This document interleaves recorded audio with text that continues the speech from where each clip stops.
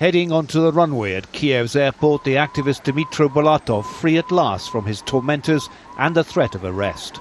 He says his kidnappers nailed him to a door, mutilated him with knives and beat him for 8 days. Now he will receive more treatment for his wounds in Lithuania, safely inside the European Union. I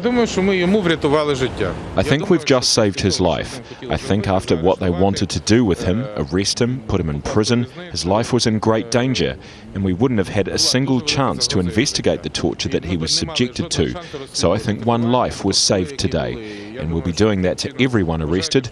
We won't leave anybody without our attention.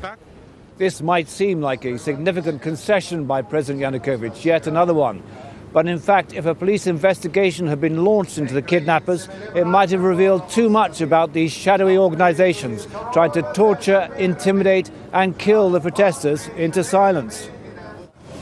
Slava Ukraini! Earlier in the day in Kiev's Independence Square, tens of thousands of protesters gathered to call for the resignation of President Yanukovych, who returns to his desk on Monday after being treated for a respiratory infection. The US Secretary of State John Kerry has pledged to support the demonstrators in what he called their fight for democracy.